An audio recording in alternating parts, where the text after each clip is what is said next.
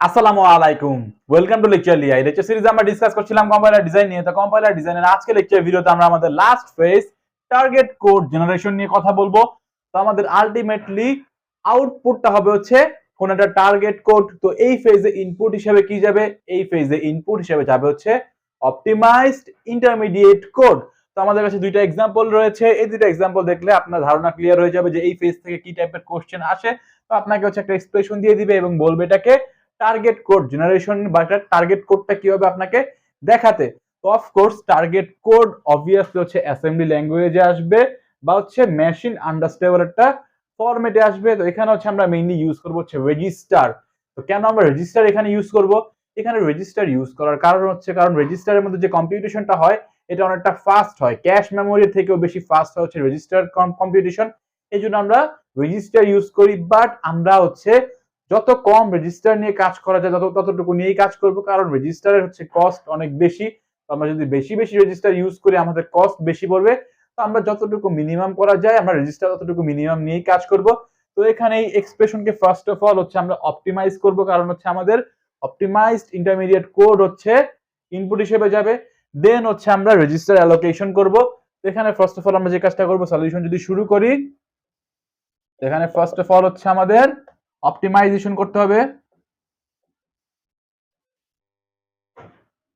তো অপটিমাইজেশন যদি আমরা করি, ট্রি অ্যাড্রেস করে যদি আমরা কনভার্ট করি, তো এই সি ইনটু ডি কে আমরা যদি টি নটের মধ্যে রাখতে পারি, দেন এর মধ্যে রাখতে পারে হচ্ছে বি প্লাস টি নট। তো এই অপটিমাইজেশন হয়ে গেল। দেন আমরা যে কাজটা করবো সেটা হচ্ছে রিসোর্স অ্যালোকেশন বা রেজিস্টার অ্যালোকেশন।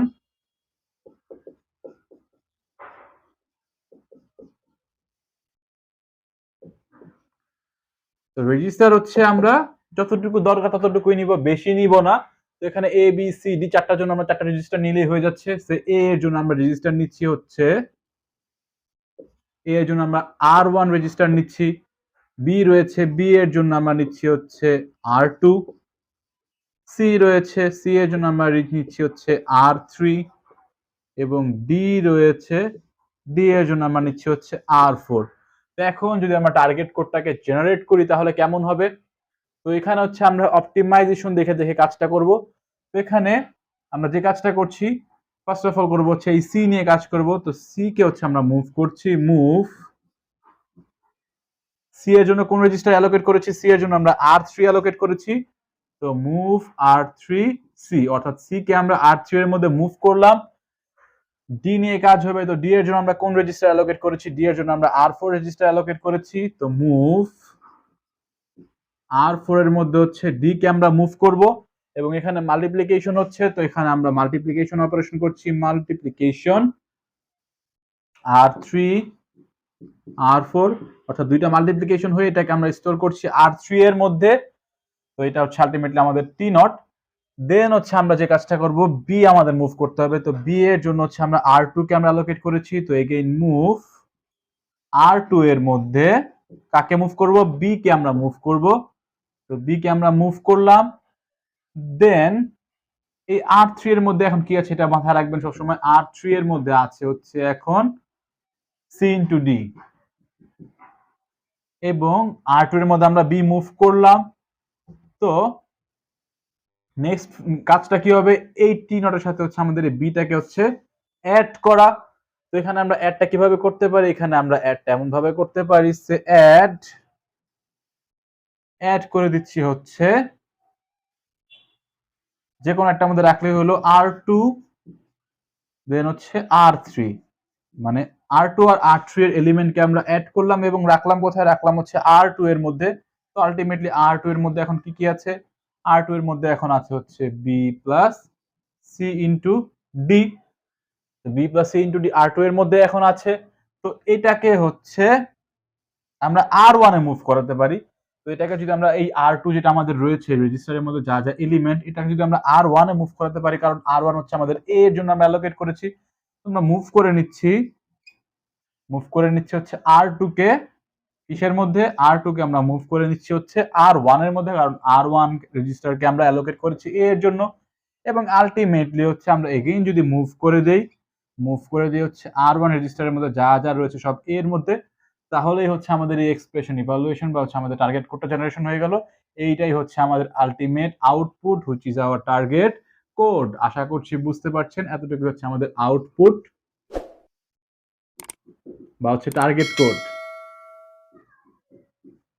আমরা আরেকটা এক্সাম্পল দেখি, এটা দেখলে আপনার আরো ক্লিয়ার ধারণা আপনি পাবেন। তো ফার্স্ট অফ অল আমরা কি করব, ফার্স্ট অফ অল হচ্ছে এগেইন অপটিমাইজেশন করব। তো সলিউশন যদি আমরা শুরু করি, ফার্স্ট অফ অল হচ্ছে অপটিমাইজেশন করব।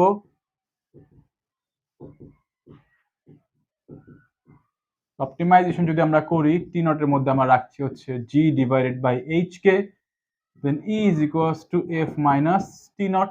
এই অপটিমাইজড হয়ে গেল আমাদের। দেন হচ্ছে রিসোর্স অ্যালোকেশন বা হচ্ছে আমাদের রেজিস্টার অ্যালোকেশন বলতে পারি আমরা।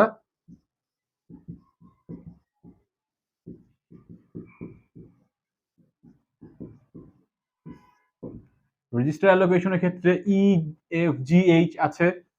তো R1 R2 R3 R4 চারটা নিয়ে নিলাম আমরা।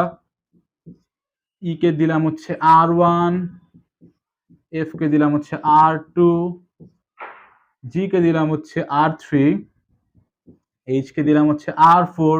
তো রেজিস্টার অ্যালোকেশন আমাদের হয়ে গেল। এখন হচ্ছে আমাদের আলটিমেটলি আউটপুট বের করার পালা। তো এখানে আমরা যে কাজটা করবো এটা দেখে দেখে কাজ করব। তো ফার্স্ট অফ অল হচ্ছে জি লাগবে আমাদের। তো জি এর ক্ষেত্রে হচ্ছে যেহেতু জি লাগবে, জি এর জন্য আমরা R3 রেজিস্টার নিয়েছি, তো মুভ করে নিচ্ছি R3 এর মধ্যে জি কে।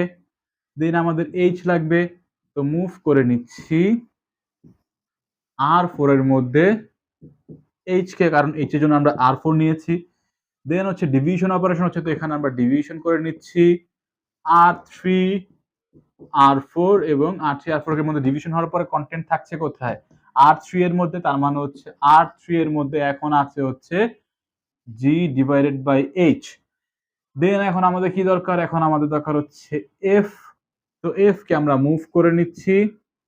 F এর জন্য হচ্ছে আমরা R2 রেজিস্টার নিয়েছি, তো R2 এর মধ্যে হচ্ছে আমরা F কে মুভ করে নিচ্ছি।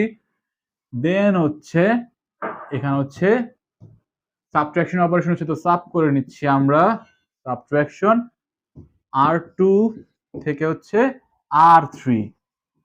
তো এখন R2 এর মধ্যে কি রয়েছে, এখন R2 এর মধ্যে রয়েছে হচ্ছে F minus G divided by H।